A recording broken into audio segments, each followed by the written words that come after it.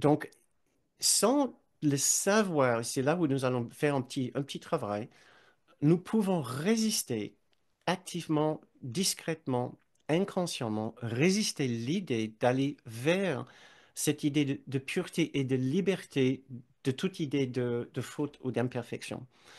Nous pouvons le trouver inapproprié ou inacceptable, par exemple. Mais je vais vous donner plein d'autres exemples. Je vais vous offrir un petit exercice ici pour affiner notre conscience à ce qui pourrait être notre façon de résister l'idée de cette extraordinaire condition de perfection et de beauté et de bonté intérieure en nous et en chacun. Euh, Pensons à cette phrase toute simple. Je suis profondément innocent. Il n'y a plus aucune faute ou tâche en moi. Cette Cette phrase semble peut-être facile à accepter à première vue, mais lors de notre dernière séance, je vous ai demandé s'il persiste encore chez vous des jugements durs que vous avez envers vous-même, qui vous empêchent de vraiment retrouver un sentiment de bonté, de bien-être et de paix intérieure. Et vous avez dit presque tous, tout à fait, qu'il y a encore des jugements durs euh, que vous portez envers vous-même. Certaines personnes ont dit jusqu'à l'intensité de 9 sur l'échelle de 10.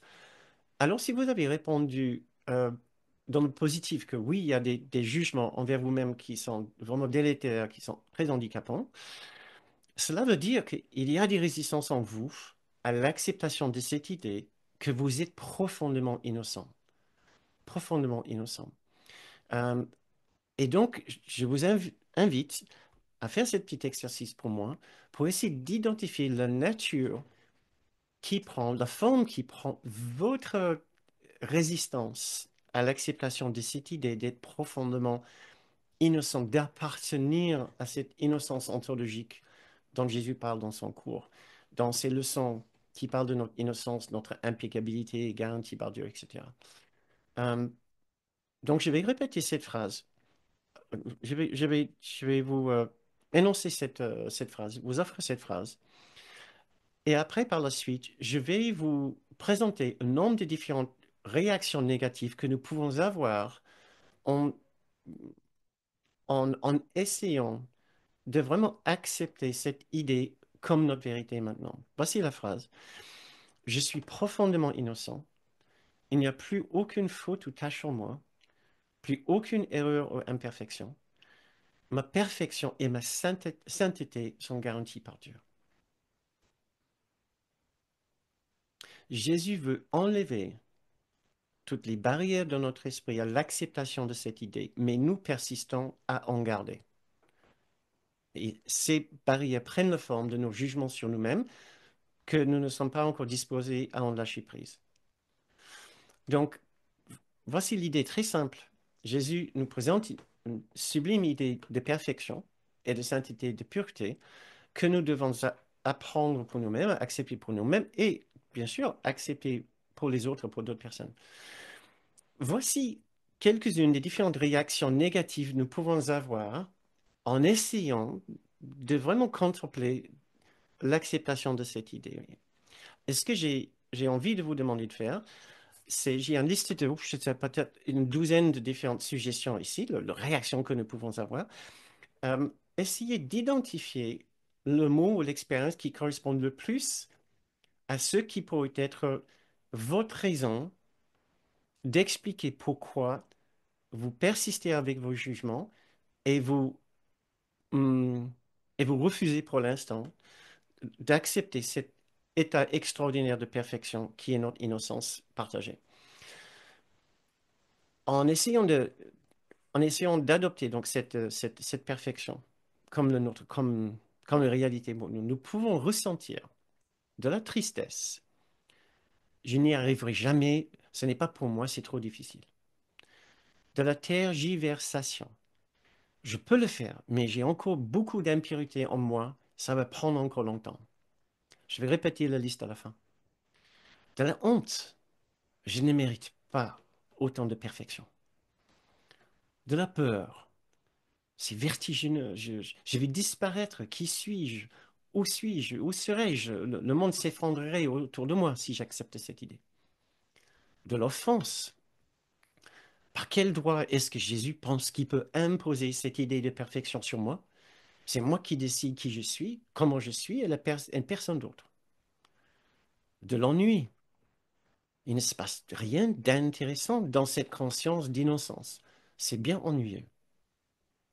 De la rage. Jamais tu enlèveras ma haine, mon histoire et mes douleurs et mes blessures. De l'irritation. Cet exercice est totalement stupide. Ce n'est pas en répétant bêtement un mot, une phrase que je vais guérir mes problèmes. De la distraction. Ah, ton idée d'innocence, ça m'a fait penser à cette personne qui se sent vraiment coupable. Peut-être que cet exercice pourrait l'aider. Du sommeil. Quelle est l'idée? Je l'ai déjà oublié. De l'évitement. Je n'ai pas tant de culpabilité que ça. Ce n'est pas un gros problème pour moi. J'ai d'autres aspects de moi sur lesquels je préfère travailler. De l'auto-valorisation. La culpabilité n'est pas un gros problème pour moi. Je sais que je suis une bonne personne. En tout cas, je suis mieux que les autres. Et de l'exaspération. Jésus n'a aucune idée de ce qu'il me demande. Il s'est vraiment trompé à mon sujet. C'est impossible que je sois innocent. Étant donné la personne que je suis et ce que j'ai fait, il est impossible que je sois accepté dans sa bande. Donc, voilà quelques suggestions. Si vous voulez prendre une minute pour, euh, si vous voulez prendre une minute pour réfléchir à ça, je vais le répéter rapidement et essayer de voir pour vous quelle réaction pourrait correspondre à votre façon de garder vos jugements, ne pas lâcher prise de vos jugements, ne pas accepter une autre identité. Votre petit soi sera toujours fautif, toujours imparfait.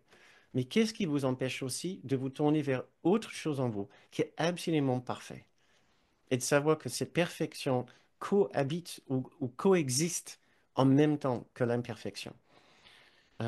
Qu'est-ce qui vous empêche de l'accepter et de le vivre constamment maintenant?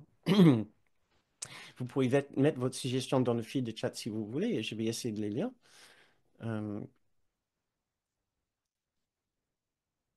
Euh, donc voilà, j'ai proposé de la tristesse, de la tergiversation, de la honte, de la peur, de l'offense, de l'ennui, de la rage, de l'irritation, de la distraction, du sommeil, de l'évitement, de l'autovalorisation et de l'exaspération. De la tristesse, de la tergiversation, pas facile pour moi, de la honte, de la peur, de l'offense, de l'ennui, de la rage, de l'irritation, de la distraction, du sommeil, de l'évitement, de l'auto-valorisation, de l'exaspération. Il y a sûrement quelque chose ici, ou il y a sûrement une autre raison pour laquelle vous persistez à garder vos jugements sur vous-même et vous refusez d'entrer dans cette autre identité, comme si vous allez perdre quelque chose, comme si c'est trop difficile, comme si. Partagez avec nous, si vous ne voulez pas partager avec nous, et surtout si vous regardez ceci en replay, notez-le bien pour vous. Il y a une raison. Nous avons besoin de comprendre nos points de résistance. Pourquoi nous n'acceptons pas ces simples demandes de notre guide dans cette spiritualité si vous suivez un cours miracle, toute l'idée est de suivre nos conseils de notre ami et notre guide Jésus et nous gardons une raison précise de ne pas le faire. Quelle est cette raison?